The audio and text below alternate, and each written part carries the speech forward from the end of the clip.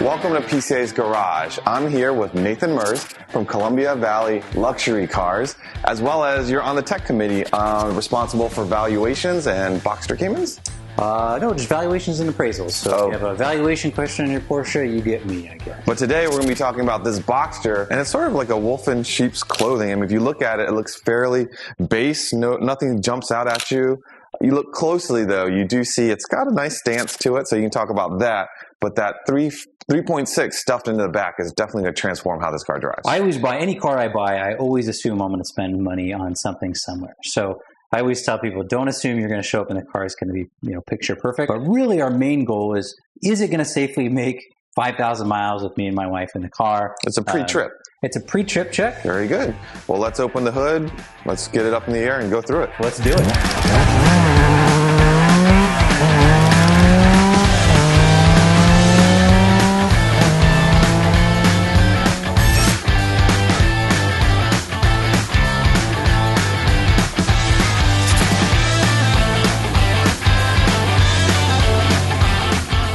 Okay, let's get down to tires, because tires is the single most important thing. I always tell people this is the only thing between you and the road. And if I'm going to be driving across middle America, particularly we've got interstates that have 80 plus mile an hour speed limits, I do not want to have a tire failure at speed. So a couple things that I'm going to make note of. These are a Porsche approved tire. They have an N spec you can see here. So this is an approved Porsche tire. This particular tire is the Michelin Pilot Sport. The other thing that's really, really important, let's spin this around and make it easy to see, is every tire gets a date stamp. And the way you can find the date stamp, it'll always start with the DOT number. The last 4 digits are your date stamp. So what 1515 means is this tire was manufactured the 15th week of 2015. So this tire is just over 6 years old, which means in my world, this is about the longest I'm going to run this tire. I'm okay with a 6-year-old tire. Each manufacturer is going to have a little bit different, and some of it depends on the use case and where it's been stored. But I generally wouldn't run a tire more than about 8 years. So let's see what we have for tire pressure here today. And we have a whopping 22 pounds of pressure. So Porsche spec for the front of this car is 29. We're going to bring this up to 29. These cars are old enough they do not have tire pressure monitoring.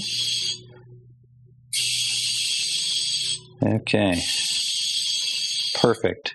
The other thing that we're going to do here is a couple things. One, I'm going to make a note that I'm going to replace these lug nuts. You can see they kind of just get corroded over time. That's really basic. But one of the things I like to do before I do a trip when I'm in my shop is I loosen all the lugs and retorque them. One, because I want to make sure they're torqued correctly. But if you've ever had a flat on the side of the road and discover some knucklehead put these on with an impact gun and you cannot get them off with a little short factory tool, you will thank yourself that you loosened them before you left and then retorqued them. The other thing is, pet peeve of mine, a lot of people will check a tire, but they'll look, oh, there's plenty of meat on these tires. Well, most Porsches are going to show wear due to camber on the interior. So I'm going to look inside the tread. Here are the tread bars. So you can see this is where the factory reviews the tires being worn out. And I want to see it's wearing evenly across the tread. And I'm going to look across all 4 tires. That's going to tell me if I have an alignment issue. But oftentimes you'll have plenty of tread here on the outside shoulder, and the inside, sometimes you'll even find them with cords, particularly true if you have a more aggressive, like a track-oriented alignment. So that's what I'm going to do. I'm going to inspect all 4 tires. But again, date stamps, tire pressure, wheel lug torque, and particularly tread on the interior of the tire. Now, this is going to sound really basic, but if you're going to go on a 3,000-mile trip, believe it or not, there's still places in America where you don't have cell service, and having a spare tire is going to come in handy. So one of the things that seems really obvious, but these spare tires never get any use. And so, like this one, I can tell you it has no tire pressure, and I can feel it. It should be 60 pounds of pressure.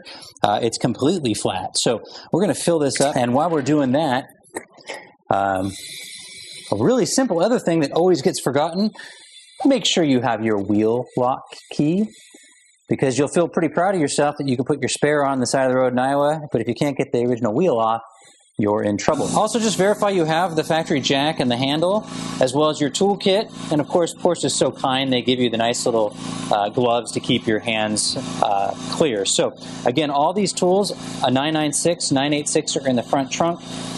Any of your air-cooled cars will have this as well, although the spare tire is not blown up beforehand. So, and the good news is I believe in Murphy's Law. So had I done this, I will not have an issue with the spare tire on my trip. So make sure you check it.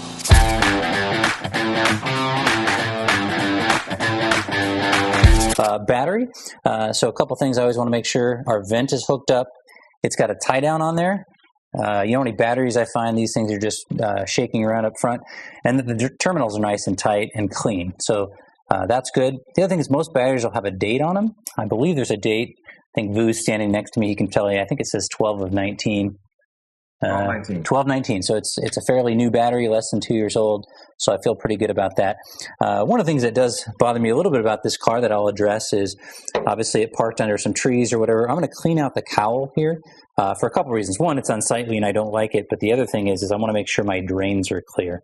One of the things you can do to quickly damage one of these late model cars is when your drains plug up, water gets forced into the cabin of the car and can wreak havoc. So we can also see our cabin air filter here is really filthy on this car. So unfortunately, I didn't bring one with me. So I'm actually probably just going to clean this out as best as possible and put that on my to-do list when I get home, install a new cabin air filter. But otherwise, the front trunk looks fine. I'll get it all cleaned out, put my tools back. Also, check a look at my brake fluid so I can see the levels correct here. I don't have a record of when it was last flushed, so I'm going to flush that when I get back home. But it probably means, because I don't know about brake fluid flush, I'm probably not going to take this car on the track. You know, kind of stuck my nose in there, looked in there, everything looks clean and clear, so no major concerns there.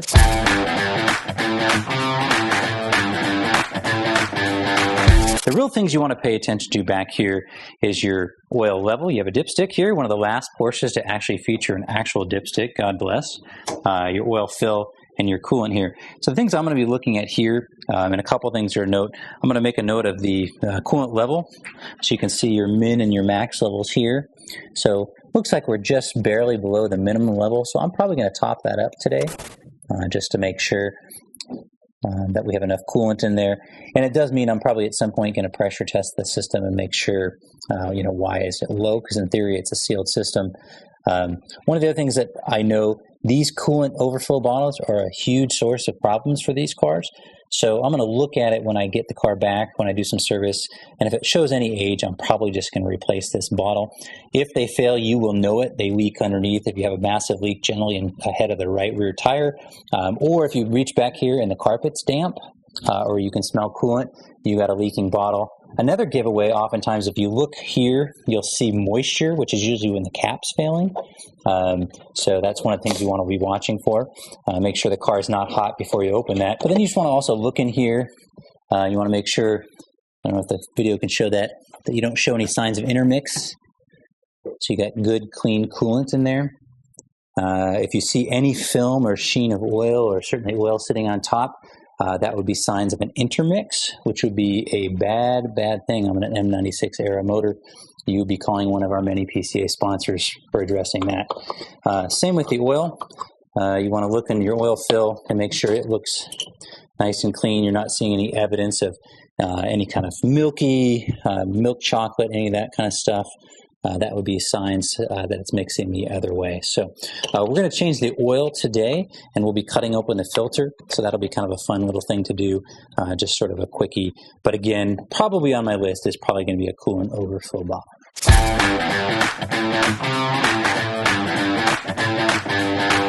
My assistant Vu turned all the lights on. We're going to do a lights test. While we're at it, I'll just make a note. On this era of 996, 986, you'll see they kind of turn brown here. This is due to heat. You see these on the halogen headlights. We can polish this out, but it'll come back. So it's just something I'll probably have to remedy when I get back. How about some headlights for us, Vu? Okay, fog lights? Okay, all work. How about high beams? Okay, those work. How about left turn? Right turn? Okay, our marker works on this side. We got a marker on this side. We do. Let's come around to the back. We're driving a Porsche, so people basically should be seeing us from the back, most likely. We have brake lights, running lights, third brake light. How about reverse, Vu? Okay, we got reverse lights, and we've got license plate lights. So we are fully lit up, so that's a good thing, just a basic item to check. Make sure all your lights are functioning.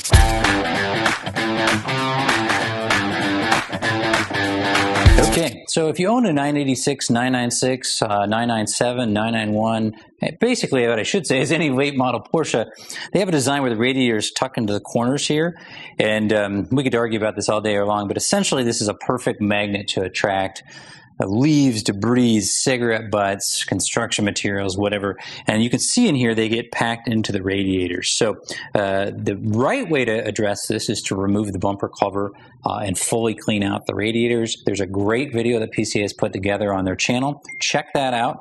Today, because I'm just going to get this ready for a quick trip, I'm just going to take a vacuum. I'm going to vacuum out the debris that I can, and then when I get home, I'm going to pull the bumper cover off and do a complete servicing up in the front of the car. So it's a great idea to check these out. The other thing is you want to look for impact damage on the radiators.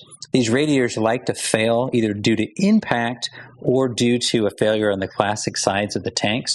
So I want to look for any evidence there's been any leakage. These look dirty but dry, which is a good sign. A lot of people will put the aftermarket grill screens on there. Those do a good job of protecting potentially from impact. I'm less of a fan because then it makes it harder to clean these out. I tend to clean mine out every month or two just because they get a lot of debris, at least where I live. So you can kind of do what you want there. But I'll get these cleaned out here shortly before I leave on my trip.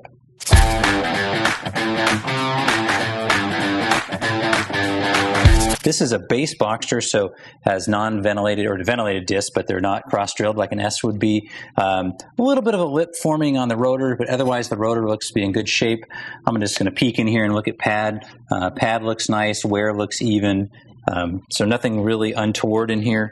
So from a front brake perspective, looks great. I'll inspect the rear brakes as well. But probably one of the things I might do on my upgrade path might be brakes when I get back to the shop.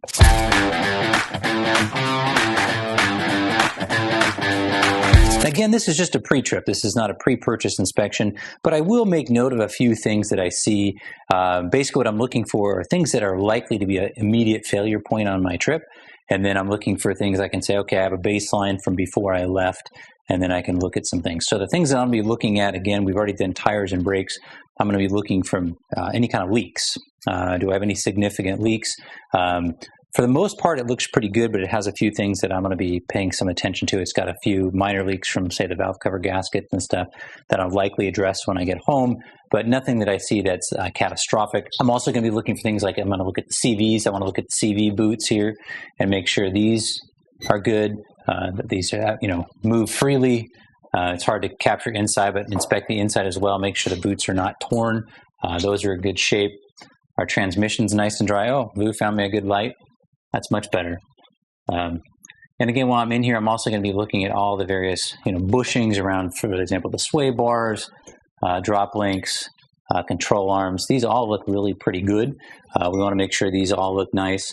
The good news on a trip like this, we're going to have lots of opportunity to listen for clunks and bumps and various things. This car does have a set of the Bilstein PSS 9 coilovers on it, which is kind of a nice setup. Again, looking at all my bushings and making sure they're not cracked. Make sure my boots are still sort of supple up here. Everything looks tight. Good news is I'm excited for a car I hadn't seen before. Actually, everything looks pretty good. One interesting note I just noted here on this rear subframe brace here, they actually cut it out for the header with the conversion. So that's sort of an interesting observation. I'm not in love with that solution, so I might be looking at that when I get home. You can see a little bit of the leak we've got going here. So probably what I'll do in this situation, I'll probably take some brake clean it off, so I'll know what it looks like today, and then I'll monitor on my trip. And then one other pet peeve I notice that's very common, if you can capture this, undertrays break and then someone wire ties them up.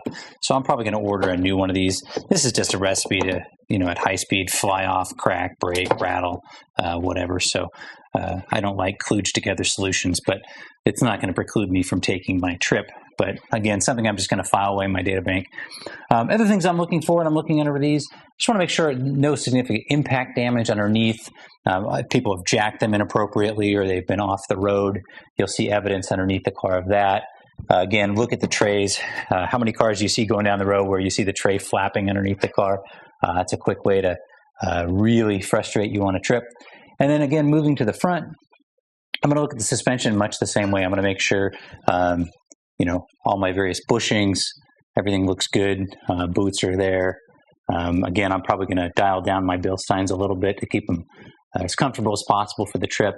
Looking at my various cooling lines going to the front radiator, making sure, give them a quick squeeze. You can make sure they feel soft and supple.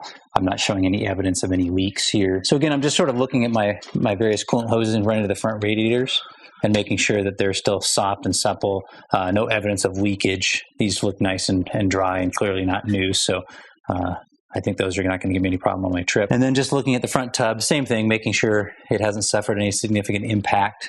But overall, it looks really, really good under here. I feel pretty confident this car is going to make my trip home and still give me a fun list of things to do in my garage when I get back.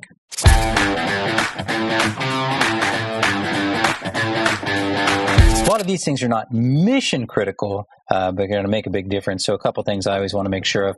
In this era of Boxster and 996, a lot of issues with the factory ignition switch. So one of the things I always want to try out is I want to put the ignition and make sure the ignition turns nice and easily like it should. This car does. That's a good sign. I also want to turn it on. I want to check, make sure all the lights function, particularly the check engine light. This is just a system check showing that they all work. Okay. The other thing is we do have an electronic dipstick. We have an actual dipstick in the back, but you can see. In fact, I think we just lost it. We'll turn it back on. It'll give us an oil measurement right here. So right now it's showing oil level just slightly above 2/3, which is a good sign. It's been several thousand miles since the oil's been changed, so it looks like it's not using or dropping very much oil. The other thing that I always want to make sure I test out, because in today's world we're so beholden to our cell phone, is I always want to make sure our power point works, because you got in the middle of nowhere and your phone won't charge, so this lights up blue. It tells us it's working, so we're getting good power. Although our accessory is not so good here. It doesn't fit in there very well. But the outlet itself works. That's going to be important. Again, you're out in the middle of Iowa and you need to use your cell phone and you don't have a place to charge. That's going to be problematic. So basic things I've already done on sort of a pre-test drive. I tried out the climate control. Surest way to upset your partner is have air conditioning that doesn't work, so that all functions correctly. All of our dash lights are working as they should, as well as our interior lighting. So from an interior perspective, I feel very comfortable. All systems are go. And one last thing, if you're taking a long trip, again, we're trying to avoid Murphy, make sure you bring a second key. And if you're traveling with someone, give them the spare key, just in case you go swimming and leave it in your pocket, it gets lost, it gets locked in the car, what have you, you got a second key. And also make sure the second key actually works. Very commonly, the spare key gets thrown in a kitchen drawer. You buy the car, they give you the second key, and it hasn't been used in 5 years, and it actually doesn't work. So make sure both keys work before you go on your trip, because if you have two working keys, you'll only need one, but if you only have one, you'll wish you had the second. So one last piece of advice for you.